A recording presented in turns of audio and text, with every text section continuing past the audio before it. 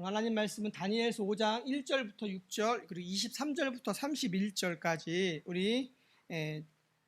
우리말 성경으로 함께 봉독하도록 하겠습니다. 함께 봉독하겠습니다. 벨사살 왕이 신하들 1000명을 위해 큰 잔치를 열고 그 1000명 앞에서 술을 마셨습니다. 벨사살이 술을 마시다가 자기 아버지 느부갓네살이 예루살렘 성전에서 빼앗아 온 금그릇과 은그릇을 가져오라고 명령했습니다. 왕과 귀족들과 왕비들과 후궁들과 함께 그것으로 술을 마시기 위해서였습니다. 예루살렘 하나님의 성전에서 뺏어온 금그릇을 가져오자 왕과 귀족들과 왕비들과 후궁들은 그것으로 술을 마셨습니다. 그들은 술을 마시면서 금, 은, 쇠, 청동, 나무, 돌로 만든 신들을 찬양했습니다. 그때 사람의 손가락이 나타나서 왕궁 촛대 맞은편 석고로 된 흰 벽에 글을 쓰기 시작했습니다. 왕은 그 손가락이 글 쓰는 것을 똑똑히 보았습니다. 그러자 왕은 즐거워하던 얼굴색이 창백해지고 마음이 두렵고 고통스러웠으며 다리에 힘이 빠져 후들거리고 무릎이 부딪히도록 벌벌 떨었습니다. 23절입니다. 오히려 왕은 하늘의 주인을 거역하고 자신을 높였습니다. 예루살렘 성전에서 가져온 그릇들을 왕 앞에 가져오게 해 왕과 귀족들과 왕비들과 후궁들이 다 그것으로 술을 마셨습니다.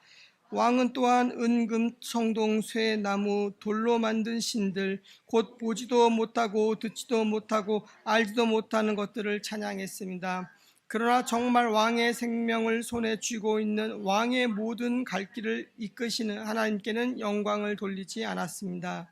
그러므로 하나님께서 이 손가락을 보내어 이 글을 쓰셨습니다. 여기 새겨진 글씨는 이렇습니다. 메네 데겔 그리고 파르신. 이 말의 뜻은 이렇습니다. 메네는 하나님께서 왕의 나라의 시간을 재어보니 이미 끝이 났다는 뜻이고, 테겔은 왕을 저울에 달아보니 무게가 모자란다는 뜻이고, 페레스는 왕의 나라가 나뉘어 메데와 페르시아 사람에게 넘어간다는 뜻입니다. 듣고 나서 벨사살은 다니엘에게 자주색 옷을 입히고 목에 금목걸이를 걸어주고 다니엘이 그 나라에서 세 번째로 높은 벼슬자리에 올랐다고 선포했습니다. 바로 그날 밤 바벨론 왕 벨사살은 죽임을 당했습니다. 그리고 메대 사람 다리오가 그 나라를 차지하고 왕이 됐습니다. 다리오의 나이는 62세였습니다.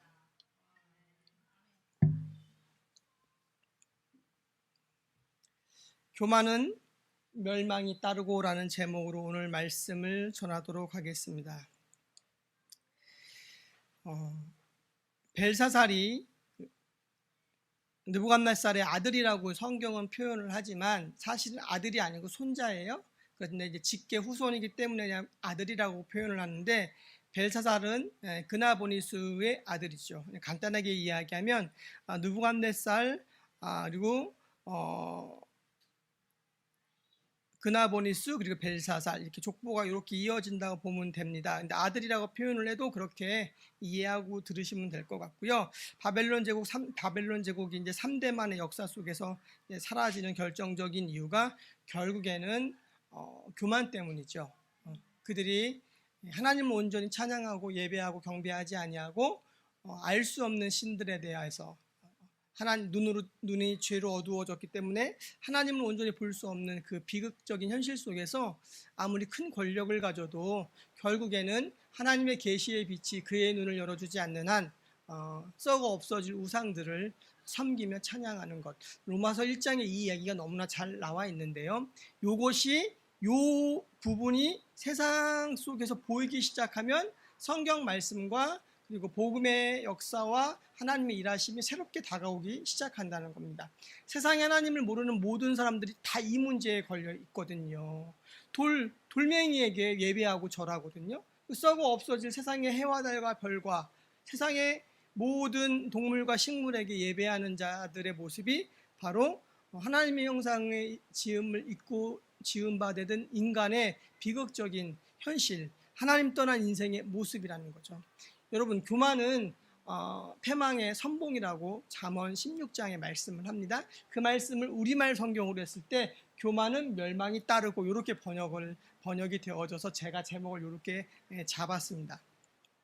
여러분, 제가 한동안 대한민국사를 4권을 읽고 그 다음에 이제는 유신에 관련된 글을 읽었습니다. 한홍구 교수님 쓰신 글인데 대한민국사를 전체를 훑어보면서 참 많은 것들을 다 새롭게 알게 되었고, 유신이라는 책 한 권을 읽으면서 너무나 재밌는 사실을 알게 된 것이, 유신 독재가 불러온 그 비극이 결국에는 자기가 가장 총애하고 아끼는 부하에게 총을 맞고 죽게 되는 비극이 박정희 전 대통령에게 그의 운명으로 따랐다라는 것이죠. 그런데 그 역사의 기록들을, 문서들을 자세히 기록한 연구자인 그 학자의 글을 보니까 너무나 놀랍고 신기했던 것이, 김대중 전 대통령 암살 미수 사건이 있었습니다. 일본에 있는 김대중 대통령을 납치해서 암살하려고 했는데 그 과정 속에서 김대중 대통령 평전을 보문도 나오지만 그분이 죽지 않고 한국 땅에 돌아오게 됩니다.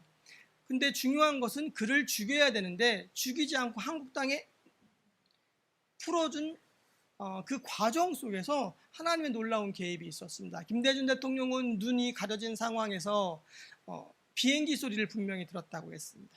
그 당시에 이제 미국의 초계기가 떠서 이제 바다에다 수상시키지 못했다라고. 근데 이제 문건이 다 오픈됐거든요. 그 문건을 다 보니까 그 당시에 그 지역으로 초계 비행을 했던 미군 비행기는 한 대도 없었다는 거죠.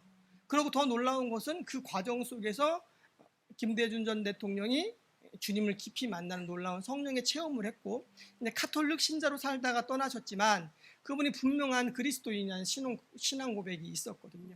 그리고 그 중간에 그 일들을 진행했던 요원이 차마 자기 손으로 김대중 대통령을 죽이고 역사에 그 김대중 대통령의 그 피를 자기의 손에 묻혔다라는 것을 역사에 남기기를 원하지 않은 마음이 너무나 크게 와서 결국에는 여러 가지 상황들이 이렇게 묶여서 한국 땅에 내려놨어요.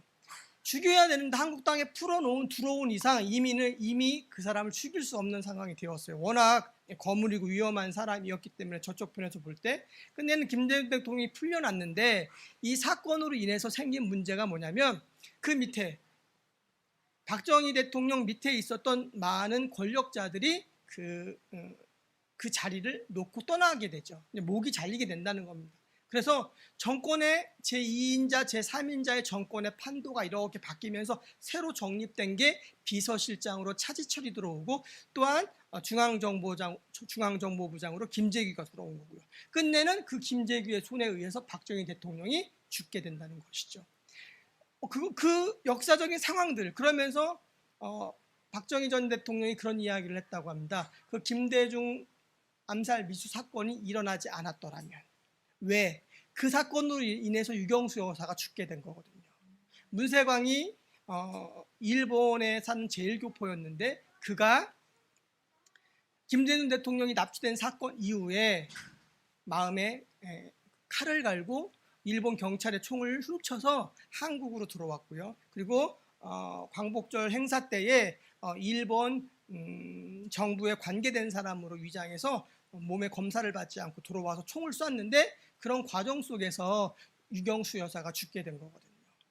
결국에는 김대중 대통령을 죽이기 위하여서 했던 그 사건 하나가 단초가 되어져서 또한 또 다른 사람을 자극하게 되어져서 그게 총이 그 사람으로 인하여서 자기 아내가 죽게 되고, 그리고 나중에는 그 정권 판도가 바뀌어지면서 그 가장 신뢰했던 부하에게 총을 맞고 죽는 일이 있었다는 것이죠.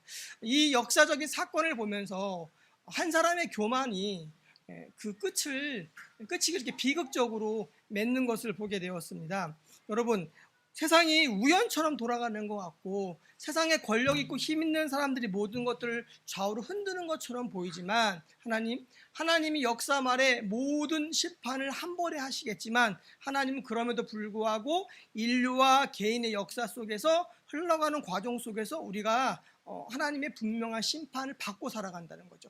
내가 한 대로 그대로 보응을 받는 게 세상의 법칙이죠. 가끔 보면은 악한 사람이 악하게 살다가 너무 배불리 먹고 살다 죽어요. 우리는 그것을 보면서 배가 아프죠. 성경은 뭐라고 이야기합니까? 악인의 형통을 부러워하지 말라고 이야기했습니다. 악한 사람이 악으로 인하여서 세상 가운데 부귀영화를 누리고 형통한 것처럼 보이며 살다가 죽는 그런 죽음까지 편안하게 죽는 그 현실을 부러워하지 말라는 거죠. 그는 주님을 모르고 죽는 거죠. 가장 비극적인 죽음일 수 있다는 것입니다. 그 가운데에서 하나님 앞에 돌아오지 않는 한 결국에는 그의 죽음은, 그의 부귀영화는 아무런 의미 없는 아침 안개와 같은 부귀영화가 될 수밖에 없다는 것이죠.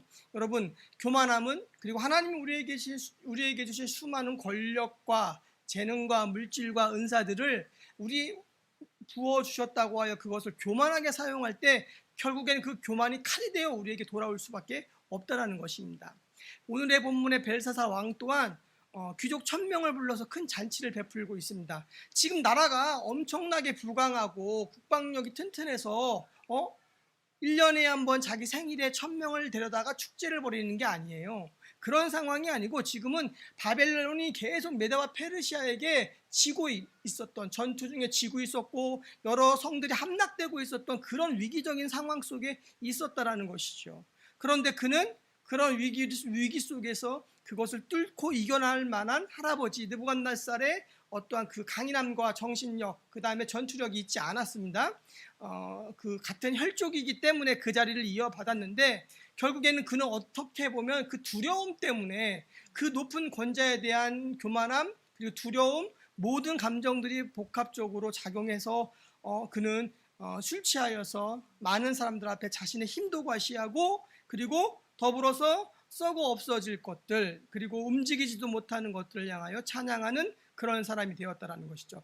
느부갓네살 사후 20여 년이 지나서 손자 벨사살이 벌이는 행태의 모습이라는 것이죠. 그런데 그런 과정 속에서 그가 무슨 생각이 났는지 과거에 이스라엘 성전에서 가져온 그 성물을 꺼내오라고 합니다. 성전 그릇들을 꺼내오라고 하고 거기에 있는 많은 사람들이 거기에다가 술을 부어서 마시죠. 이 장면을 한번 생각해 보십시오. 이스라엘 사람이 이스라엘 민족들이 그 장면을 봤을 때 굉장히 기함을 토했을 겁니다.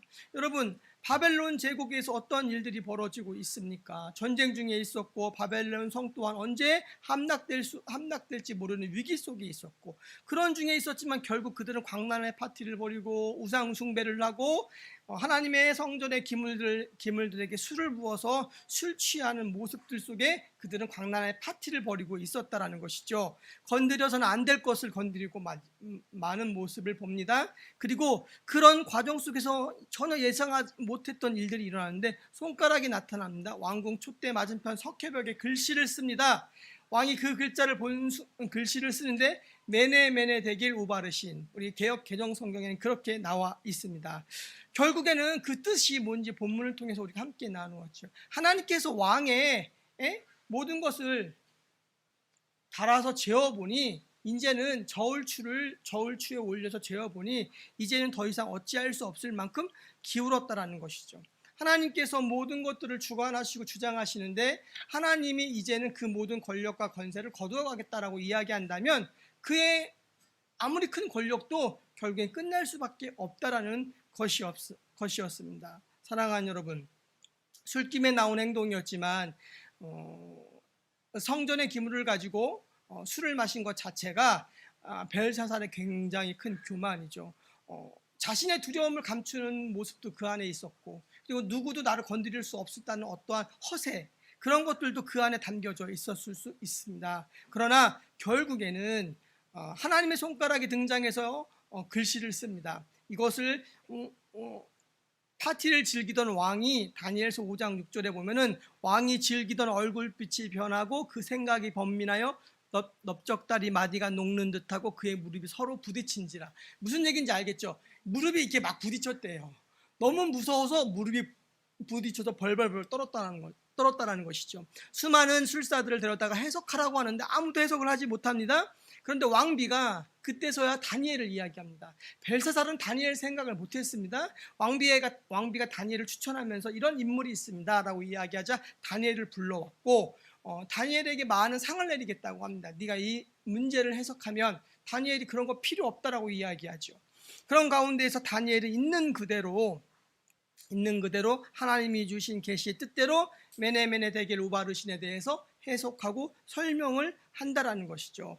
결국에는 왕의 교만이 이제 그 도를 넘어서 하나님의 저울에 달아보니 이제는 기울어져서 어찌할 수 없는 중에 왔다라는 것이죠. 느부갓네살도 그 교만으로 인하여 7년간을 짐승처럼 살았지요. 근데 그 7년간의 짐승처럼 살았다라는 것이 어떠한 정신적인 문제로 7년 동안 아마 그가 왕의 역할을 감당하지 못했을까, 학자들은 그렇게 추측을 합니다. 그리고 그렇게 하기도 하고, 또 이제 문헌들의 기록을 보면은 느부갓네살 왕은 그 통치 기간 동안 7년 동안 자리를 비우지 않았대요. 그렇기 때문에 그 느부갓네살은, 성경이 얘기하는 또 그 느부갓네살은 그 아들이 아니냐라는 또 뭐 학설도 있어요. 근데 중요한 것은 역사적인 학설의 기록들을 넘어서서 아들이 7년을 그랬냐, 아버지가 7년을 정신병자로 살았느냐의 문제가 아니라 결국에는 교만으로 인하여서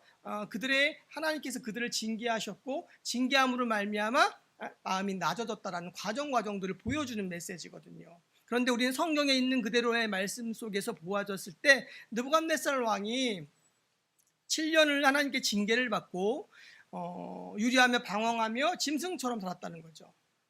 그러면서 그 다음에 하나님께서 다시 그를 회복시켜서 왕의 자리를 다시 주시고 마무리하는 과정들이 있었는데, 하나님께서 다행히 그는 그렇게 7년을 징계하셨죠. 그런데 사랑하는 사람에게 하나님께서 징계하시죠. 징계는 자식 만들기라는 뜻이 담겨져 있습니다. 내 자식이 바르게 세워지게. 그러니까 왕의 자리를 패하지 아니하셨고요. 느부갓네살에게는 7년간의 징계를 주시고 그의 교만을 꺾으셨는데, 이제 그의 손자 벨사살 때에 와서는 이제 그게 아니에요. 저울을 달아보니 이제는 더 이상은 어찌할 수 없는 지경까지 왔다는 것입니다. 하나님께서 폭력적인 하나님이신가, 하나님의 폭력을 어떻게 이해해야 될 것인가 라는 아주 귀한 책이 나왔어요. 구약의 하나님은 굉장히 폭력적인 성향이 강하시죠. 싹 다 죽이래요. 그냥 싹 다, 애까지 그냥. 그러면은 그 예수님의 말씀과 구약의 하나님의 말씀이 너무나 상충되고 충돌되는 것을 보면서, 구약의 신은 피를 좋아하는 신이고 신약의 하나님 예수 그리스도와 구약의 하나님을 다르게 이해하고 다르게 생각할 수도 있다는 거죠. 근데 그것을 그런 식으로 맥락으로만 봐서는 이해할 수 없거든요. 그게 아니라 여러분, 분명히 하나님께서 아브라함이 제사 지낼 때 솔개가 그 배가르지 않은 비둘기를 채 가면서 나중에 이제 이스라엘 백성이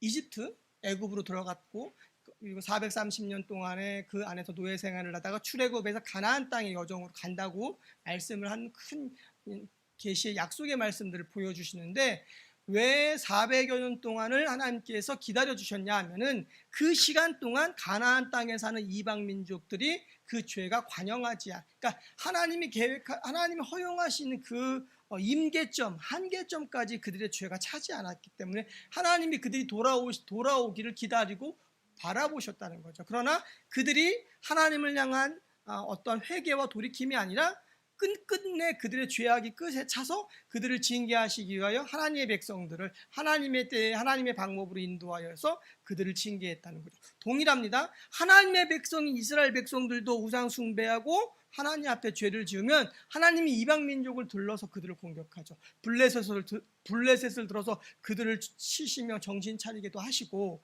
하나님이 다양한 이방 민족들을 통하여 그들을 인생 회초리 삼아서 그들을 징계하신다는 거죠. 그러니까 중요한 것은 하나님께서 이 세상에 있는 모든 민족들이 하나님 앞에 돌아오기를 원하는 게 그분의 본심이죠. 그러나 그게 하나님의 뜻대로 되지 않아요. 인간의 죄악과 인간의 부패한 본성이 믿음으로 반응하고 회개하고 돌이키지 않아요. 여러분들 자신을 보세요. 우리가 은혜 가운데 이 자리에 나와 오기까지가 얼마나 많은 시간이 걸렸어요. 존귀에 저 하나 깨닫지 못하는 자는 멸망하는 짐승과 같대. 시편의 말씀이에요. 저는 이 말씀 너무나 좋아해요. 아무리 존귀한 자리에 있으면 뭐예요? 깨닫지 못하는요, 내일 도살장에 끌려간 소돼지만도 못한 게 인생의 모습이라는 거죠. 소돼지는 죽으면요, 그 혼이 땅으로 가고 결국에 그들은 사라지고 흙이 되고 고통 중에 살지 않지만, 인간은요 결국에는 하나님 모르고 살다 죽으면 영원히 멸망받는 장소에서 영원히 영원한 형벌 속에 고통 중에 산다는 것이죠. 여러분, 깨닫지 못해요. 아무리 이야기해줘도 깨닫지 못해요. 우리 이미란 집사님의 명언이 하나 있습니다. 야, 이 정도 얘기하면 소도 사람이 되겠다. 소도 사람이 되겠대요. 소도 표현이 맞나요? 소도 알아들었대요. 소도 짐승도 알아들었어 이것들아. 왜냐하면 주변에 이제 그렇게 하나님께서 사람들을 붙이셔서 이렇게 얘기를 하면, 근데 우리가 알지요. 내가 하나님 앞에 소만도 못한 존재. 그나마 주의 은혜로 내가 이제야 알아들어 이만큼. 맞습니다. 하나님 감사합니다. 그러니 아무리 말해도 알아듣지 못하여 소만도 못한 저 사람들을 향하여 내가 사랑하는 마음을 품게 해주십시오라는 게 우리의 마음이에요. 그래서 기다려줘야 돼요. 우리가 우리에게 맡겨놓으신 영혼들을 향하여서 품고 기다려야 돼요. 그게 사람을 변화시키는 은혜와 능력이라는 겁니다. 여러분, 주님이 기다려주지 않았으면 저와 여러분들 이 자리에 있을 수 있겠습니까? 그렇지 않습니다. 있을 수 없습니다. 당장 바로 하나님께서 우리를 징계의 자리에 놓여 징계를 넘어서서 우리를 완전히 이 세상에 없는 존재로 만들어버릴 그런 순간들이 상당히 많았는데, 하나님이 저와 여러분들을 지키시고 위로하시고 그리고 기다려주시고 사랑하시는 그 끊임없는 하나님의 열심, 그 사랑으로 인하여 오늘 저와 여러분들이 이 자리에 와 있다라는 겁니다. 하나님 아버지께서 우리를 그렇게 사랑하십니다.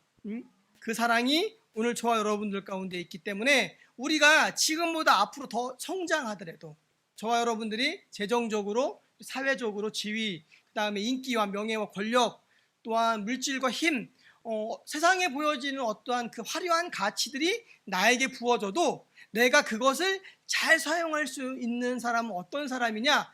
내가 하나님의 그런 기다림으로 말미암아 이 정도 세워졌고 쓰임받고 있다는 것을 아는 사람은 교만하여 무너지지 않습니다. 그런데 내가 했어, 내가 모든 것을 이루었어 라는 마음이 들어오기 시작하면 그 다음부터 나에게 주신 권력과 힘과 물질로 사람을 살리는 게 아니라 사람을 죽이게 된다는 것이죠.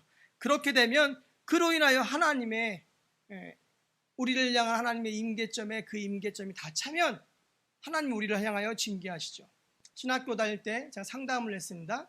어떤 전도사님이 저에게 상담을 요청합니다. 남편에 대한 상담이었습니다. 그분의 이야기를 쭉 듣고 있는데 갑자기 마음에 깊은 감동이 와요. 근데 그 감동을 말씀을 드릴 수가 없어요. 왜? 너무나 흉악한 감동이라. 근데 말씀을 드려야 될 것 같아요. 그래서 제가 그 전사님한테 뭐라고 그랬는지 아세요? 전사님, 죄송한데요, 남편분이 그렇게 사시면 앞으로 감옥에 갈 것 같습니다. 그랬어요. 근데 더 놀라운 이야기를 저에게 하셨습니다. 목사님, 갔다 온 지 얼마 안 됩니다. 갔다 왔대 벌써. 100일 갔다 왔대, 100일. 그래서 그러니까 벌써 그 임계점을 넘은 거예요. 하나님이 그 영혼을 향하여서 그 사람이 하나님의 사람으로 돌이키기를 원해서 하는 방법 중에 감옥이 있었는데, 감옥행이 있고 그 다음 코스가 있어요. 잘 들으세요. 근데 그 다음 그 감옥 코스가 있는데 감옥을 갔다 왔대요. 근데 변하신 게 아니에요. 더 악해져서 왔다는 거예요. 그러고선 또 한참을 상담을 하는데 마음의 감동이 막 와요. 무슨 감동이 오냐? 죄송한데요, 이제 두 번째예요. 첫 번째로 벌써 감옥에 갔다 오셨다면 두 번째는 하나님이 그분을 살리고 돌이키기 위하여 몸을 치실 것 같아요. 몸이 반쯤 죽어날 것 같아요. 저도 그게 생각이 들고 기도할 때마다 그 마음이 들어서 상담을 하게 됐습니다. 목사님, 생각날 때 기도해 주세요 라고 헤어졌습니다. 그리고 얼마 있다가 다시 만났어요. 그러면 상담하는데, 목사님, 저희 남편 병원에 누워 있어요. 오도 가도 못하고 꼼짝없이 병원에서 침대에서 내려올 수 없을 만큼의 지경으로 몸이 망가져서 누워 있는데도 이 입으로는 악만 토해낸다는 거예요. 악만. 와, 사람이 그쯤 되면 돌이킬 만한 법도 한데 사람이 돌이키지 않아요. 수많은 죄악들을 저지르죠. 남자가 세상에서 저지를 수 있는 죄악들을 다 저지르는 거죠. 그러고 끝내는 병석에 누워서 꼼짝 마 했으면 그때서 돌이켜야 되는 거거든요. 하나님이 주시는 마지막이에요. 그리고 그분 같은 경우는 그 자녀들이 하나님 앞에 바로 세워 있어서 하나님이 그런 일을 하지 않으셨는데, 하나님이 사람을 징계하시고 정신 차리게 만드는 코스가 몇 가지 있는데, 맨 처음이 재정 문제예요. 재정 문제로 사람을 훈련시키셔요. 정신 못 차릴 때 망하게 하시죠. 그 다음에 하나님이 정신 못 차릴 때 그 다음에 교도소를 가게 하시고요. 그 다음에 정신을 못 차릴 때 자기 몸이 망가지거나 자식이 아프거나 이 두 코스가 있어요. 이것이 보통 하나님께서 사람들을 하나님의 사람으로 새롭게 만들어가게 하는 과정 중에 하나죠. 그 자식들은 신실한 그리스도인이기 때문에 하나님이 그들을 건들지 아니하시고 하시고 바로 그 사람을 치시더라고요. 병중에 누웠습니다.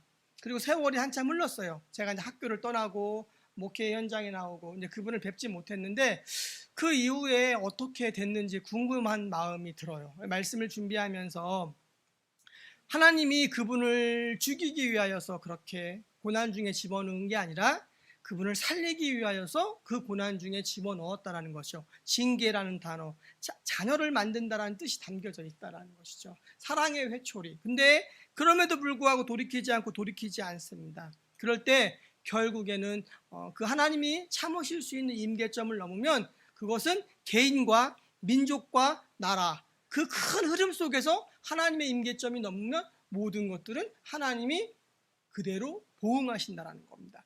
바벨론 제국이 왜 몰락했습니까?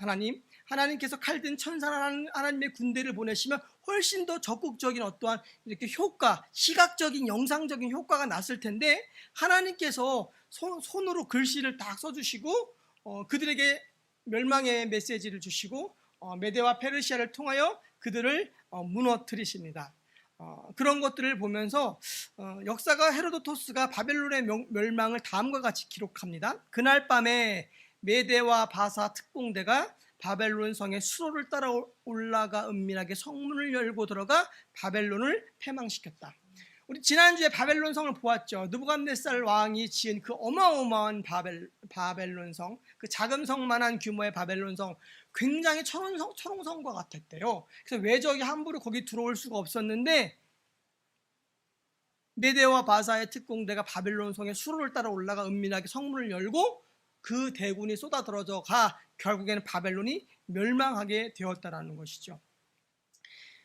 하나님께서 무너뜨리고자 마음먹으시면 무너지죠. 그런데 하나님께서 지키고자 하시면은 하나님이 지키신다는 거죠. 다윗의 그 광야의 여정 속에서도 그가 수많은 죽음의 위기를 만났지만 하나님께서 그와 함께 하시고 그의 생명을 지키시자 천만인이 자기를 둘러 진칠지라도 두려워하지 않는다는 거죠. 우리가 하나님을 진실로 신뢰하는 마음으로 계속 광야 가운데 살며 훈련되어지면 그런 믿음이 돼요. 다윗도 처음부터 그런 사람은 아니었거든요. 다윗이 호구지책으로 자신의 생명과 가족들의 생명, 자기를 따르는 부하들의 생명을 지키기 위하여서 바벨론으로 결국에는 망명하는 길도 나서게 되고 거기에서 위기를 만나 미친 사람처럼 침 흘리면서 그들에게 바보 행세하면서 도망 나오기도 하고 그런 믿음 없는 결단을 하고 인간적인 결단을 하고 미친 사람 행동을 하면서 다시 도망 나왔던 그런 다윗의 모습도 분명히 있습니다. 다윗도 완벽한 인간이 아니고 그 과정 속에서 그가 다시 하나님과 만나 더 깊이 하나님을 의지하는 법들을 배우게 되죠. 그러면서 고백을 하죠. 10,000 명이 나를 둘러 진칠지라도 내가 두려워하지 않는다라는 겁니다. 2차 세계대전 때 전쟁 중에 패한 연합군의 병사가 도망을 가고 있었는데 적군들이 계속 쫓겼습니다. 한참 산을 타고 넘어가는데 이제는 더 이상은 몸과 마음이 지쳐서 걸을 수 없는 상황 가운데 놓여서 주위를 둘러보니까 작은 굴이 있더래요. 글로 몸을 피했어요. 그런데 상식적으로 생각하면 그를 분명히 인지하고 추적하는 추격대가 있었는데 추격대가 오다가 갑자기 사라지고 그의 흔적이 사라지면 주위를 둘러보다 동굴이 있으면 동굴을 수색할 거 아니에요. 그런데 그가 하나님께 기도했어요. 간절히 살려달라고. 어떤 일이 있었는 줄 알아요? 그가 들어가자마자 거미가 동굴 앞에 거미줄을 쳤어요. 이렇게. 그러니까 그를 추격하는 추격대가 딱 와서 보니까 동굴 앞에 거미줄이 이만큼 있는 거야. 그러면은 누가 들어간 거라고 생각할 거야? 아니라고 생각할 거야? 아니라고 생각하죠. 이 사람이 들어가자마자 거미가 한 마리가 어디서 와서 거미줄을 싹 치는 거예요. 그래갖고 추격대를 따돌려서 그 사람이 자신의 생명을 건졌다라는 기록을 봤는데 여러분 하나님이 하시면 놀라운 일들이 우리들의 인생 가운데 있을 수 있다는 거죠. 중요한 것은 우리가 그 하나님을 얼마나 신뢰하고 믿음으로 반응하느냐 이것이 굉장히 중요하다는 겁니다. 우리가 지금 어려운 때를 살아갑니다. 코로나19로 인해서 우리가 팬데믹 상황 속에서 계속 4단계였다가 이제 3단계로 줄어들고 또 화요일 날 이제 백신을 맞습니다. 백신을 맞는데 다들 걱정을 하는데 저는 걱정을 안 합니다. 뭐 하나님께서 주신 사명이 있기 때문에 잘 맞고 건강하게 또 많은 일들을 감당하려고 이제 백신을 맞기 위해 준비하고 있는데 우리가 바벨론의 시대에 로마 제국의 시대에 이제는 패권 어떠한 제국적인 힘이 세상에 패권을 쥐고 흔드는 그런 세속화의 시대 속에서 우리가 살아가잖아요. 교회의 가장 큰 위기는 동성애도 아니고 이슬람도 아니고 신천지도 아니고 제가 뭐라고 그랬어요? 세속화라 그랬죠. 교회가 그리스도인들이 자꾸만 세상적인 그리스도인으로 변질되는 게 가장 큰 위기라는 거예요.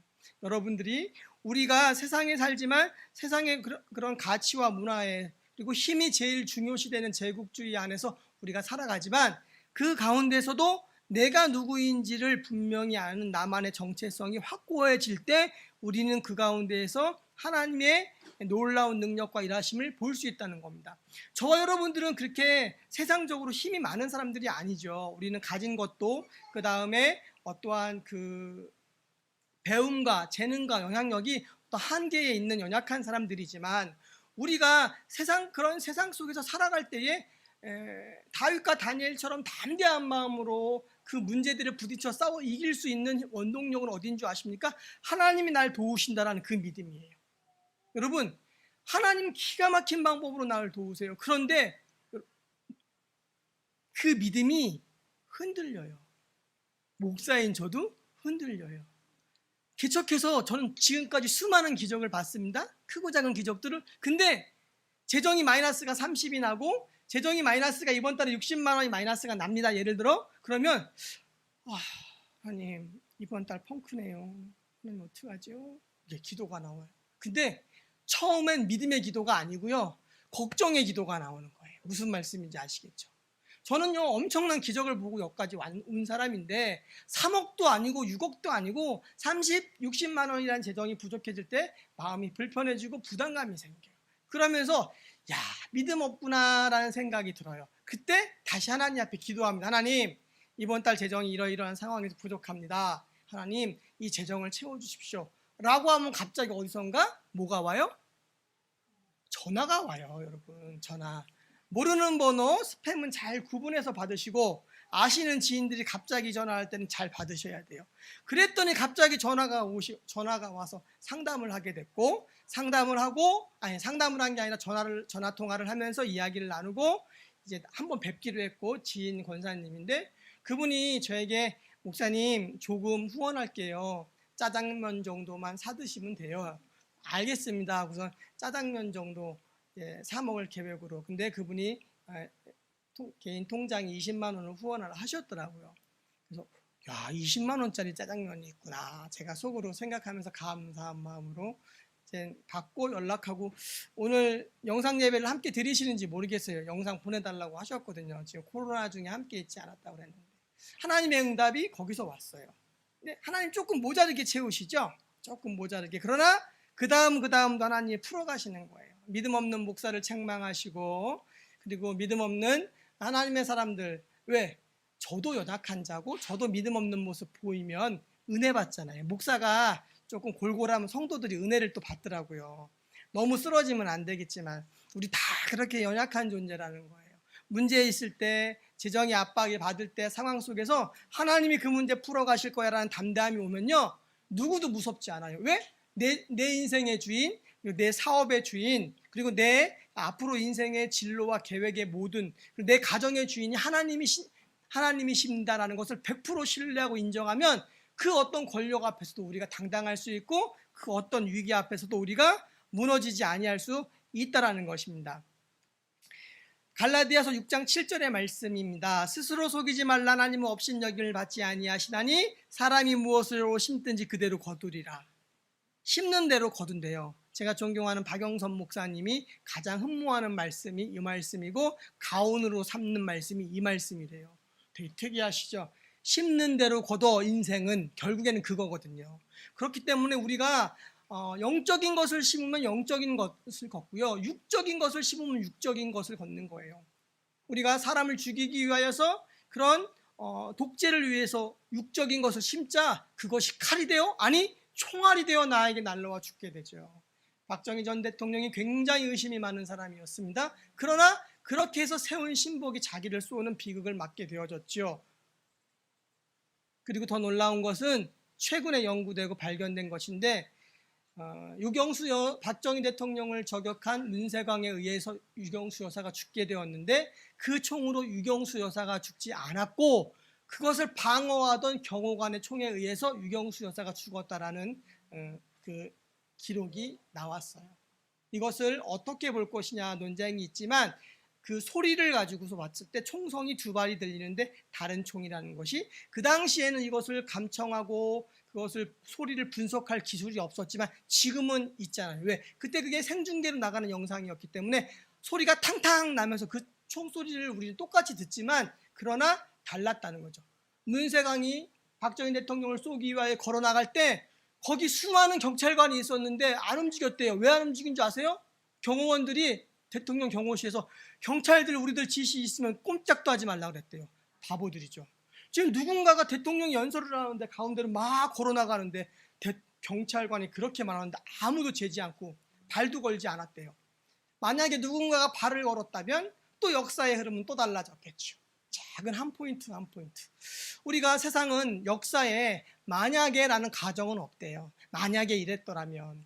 그런 가정은 없죠. 왜냐하면 지나온 역사이기 때문에 동일하게 마찬가지입니다. 성경의 역사를 통해서 성경의 스토리를 통해서 하나님께서 저와 여러분들에게 하시고자 하는 말씀은 그런 비극적인 역사를 다시 한번 우리가 그 비극적인 역사 속의 주인공이 되지 않기를 원하신다는 거죠.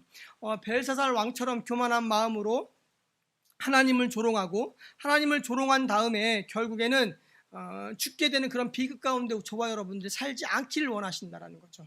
다니엘은 담대했죠.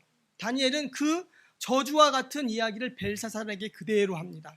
그는 하나님을 온전히 봤기 때문에 오늘 내가 죽어도 기꺼이 하나님 앞에 나아갈 수 있다는 믿음으로 그는 그 모든 해석을 바르게 했습니다.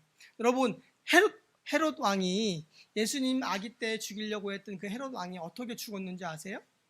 성경을 보면은 충이 먹어 죽었더라라고 나와요. 충이 벌레가 먹어 죽었더라. 그래서 그것들을 해석하는 학자들이 뭐라 그러냐. 그러니까 헤롯 왕이 벌레가 들어와서 먹다가 서서히 죽은 게 아니라 급살맞아 죽듯이 빠른 시간에 죽었어요. 그래서 성경은 그것을 충이 먹어 죽었더라고 표현을 합니다. 근데 그것은 지금으로 해석했을 때에 어떠한 아주 강력한 바이러스로 인해서 우리가 에볼라 바이러스 같은 거 걸리면요 진짜 막 몸이 썩어 들어가면서 치사율이 90%가 넘잖아요. 그렇게 죽잖아요. 세상에 수많은 바이러스와 세균들이 있는데 그 세균들 중에 치명적인 거 하나가 우리 몸을 뚫고 들어갔을 때 우리는 치사율 100%인 바이러스를 만날 수도 있어요. 하나님이 하시고자 하시면. 결국에는 헤롯 왕은 충이 먹어 죽은 것 같이 그렇게 급하게 급살맞아 죽는 비극의 주인공이 되어졌죠. 그러나 또한 거대한 제국 바벨론은 그 헤롯 왕과 같이 비극적인 그런 허망하게 무너지게 된다는 것입니다. 사랑하는 여러분, 세상의 모든 것들 하나님이 주관하고 계시죠. 우리가 코로나 하나님께서 주관하고 계시죠. 그리고 1918년에 인플루엔자 바이러스로 인하여서 창궐했던 스페인 독감, 그 당시 질병으로 전 세계 인구의 1%, 많게는 3%가 죽었다고 합니다. 5천만 명 내외가 죽었습니다. 그런데 2년이 지나 그 바이러스가 사라지게 되었죠. 그러면서 그 모든 것들이 잠식되어지게 되었는데 하나님께서 하나님의 방법대로 비극이 인간의 죄악으로 다양한 상황과 원인으로 우리 가운데 올 수 있지만 하나님 모든 것을 통치하고 다스린다는 마음으로 자꾸만 우리에게 오는 그런 급작스러운 환경의 변화와 어떠한 상황 속의 압박으로 인하여 너무 두려워 떨지 마세요. 힘든 건 사실이에요. 아픈 것도 사실이고요. 흔들리는 것도 사실이고요. 우리 연약하기 때문에. 그러나 그 가운데서 또 우리가 놓치지 않아야 될 것. 하나님이 살아계신다는 것. 하나님 돌아가시지 않았잖아요. 하나님 살아계시고 그분의 아들 예수 그리스도가 우리를 위하여 십자가에 피 흘려 죽고 부활하셨다는 것. 그걸 탁 붙들고 그 위기 가운데에 그 물 가운데 그 불 가운데를 뚫고 지나가는 거죠. 그랬을 때 하나님께서 우리를 건져내시죠. 예수 믿고 똑바로 살았는데 고난이 온다고 하나님 원망합니다. 이것이 보통 그리스도인들의 모습이죠. 근데 예수 잘 믿었는데 고난이 오면 축복으로 여기셔야 돼요. 영광으로 하셔야 돼요. 내가 하나님 앞에 열심히 살았는데 고난 중에 있구나. 세상이 날 핍박하는구나. 라는 마음으로 내가 고난 중에 있지만 영광스러운 자리에 있고 더 하나님의 사람으로 성숙되어지려고 하는 상황 속에 있구나. 내가 이 과정을 의미 있게 풀어가야겠구나. 인내해야겠구나. 그렇게 받아들여야 내가 이길 수 있지. 내가 하나님 앞에 신앙 양심에 부끄럼 없이 살고 여기까지 왔는데 왜 하나님 이런 문제가 계속 터집니까? 세상에서는 그것을 보고 삼재라고 부릅니다. 삼재가 꼈다. 마가 꼈다. 구술해야 된다. 부적을 써야 된다. 별 희한한 소리를 다 하지만 그런 거 다 죽은 신인 그들이 무엇을 할 수 있겠습니까? 그러나 살아계신 하나님은 할 수 있죠. 하나님께서 우리 가운데 허락하신 현실을 우리가 다 이해할 수 없지만 믿음을 갖고 예수님의 십자가 붙들고 그 상황을 묵묵히 걸어갈 때에 고난이 내게 유익이라고 했던 그 다윗의 고백처럼 그 고난이 저와 여러분들의 인생 가운데 유익이 되어서서 우리를 하나님의 사람으로 점점 이끌어 가신다는 겁니다. 이제 오늘 말씀 정리되어 갑니다. 벨사살 왕은 계속 다니엘을 향하여 벨드사살이라고 합니다. 벨이 위대한 신이란 그런 이름의 뜻을 갖고 있는 벨드사살 계속 부르지만 다니엘은 스스로 자신의 이름을 다니엘이라고 이야기를 합니다. 정체성의 싸움이죠. 우리가 이 세상을 살아가지만 이 세상 속에서 내가 어떻게 살아가야 될지, 벨드사살이라는 이름으로 내가 어떠한 자리에 있다 할지라도 나는 다니엘이라는 이름으로 살아간다라는 마음처럼 우리가 이 세상 속에서 세상의 흐름 가운데에 썩어진 탕류 속에 살아가지만 그러나 내가 누구인지를 알고 그 안에서 몸부림치는 거죠. 힘들고 어렵지만 분명한 거 하나님이 함께 하십니다. 근데 정말 힘들 때는요, 하나님 동행만 하지 마시고, 제가 자주 얘기했죠, 현찰 좀 주십시오라고 기도합니다. 동행은 그냥 하시는 건 알고 있는데 현찰이 부족합니다. 근데 그걸 넘어서면요, 하나님 현찰이 없어도 현금이 없어도 동행하시는 것으로 인하여 내가 만족합니다라는 신앙의 고백, 그 자리까지 가야 되는 거예요. 하나님이 우리가 여기까지 가기를 원하신다는 거죠. 여기까지 가지 못하잖아요. 그럼 계속 문제 앞에서 하나님 동행하지 마시고 현금 주십시오, 동행하지 마시고 주식 올라가게 하시고, 동행하지 마시고 갖고 있는 시골 작은 땅값 올라가게 해주시고, 하나님 동행하지 마시고 내가 하는 사업 잘 돼서 많은 사람부터 재정이 많이 생기게 해달라는 이야기를 하게 되는 게 우리의 고백이라는 거죠.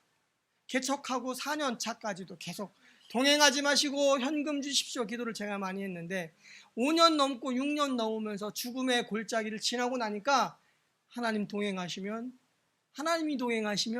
내가 그 길을 가겠습니다. 하나님 동행하시면 두렵고 힘들지만 내가 기꺼이 사명의 자리를 지키겠습니다.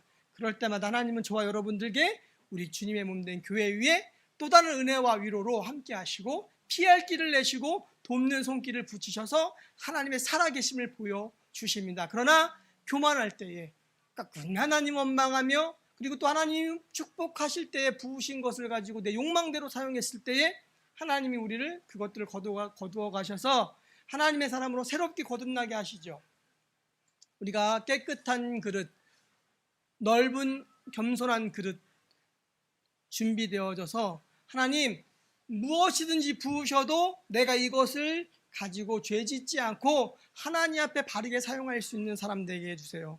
우리 사업할 때, 우리가 또 직장을 다니고 일을 할 때 하나님 이 그릇을 넘치지 않게 해주세요. 그릇 넓게 해주시고 깨끗한 그릇 되게 해주세요. 이 기도가 첫 번째 기도 되어야 됩니다. 무조건 채워주시고 무조건 부어주시라는 기도가 아니라 그것을 담아낼 수 없으면 내게 담아주시는 하나님의 세상에 좋은 것들이 복이 아니라 저주로 나에게 다가올 수 있다는 것을 깨달으시기 바랍니다. 저는 그 기도를 계속합니다. 그래서 고난이 많은지도 모르겠습니다. 그러나 하나님 그로 인하여 넓은 그릇 되어지고 깊어지는 건 너무나 감사합니다. 하나님 깨끗한 그릇, 넓은 그릇, 깊은 그릇 되어 많은 것 담아서 그로 인하여 많은 사람들에게 그것을 흘려보내서 저를 만나는 많은 사람들이 육과 영의 복을 받게 하여 주시옵소서 라는 고백, 그 고백이 저와 여러분들에게 더해지기를 간절히 소망합니다. 기도하겠습니다. 찬양 드리겠습니다.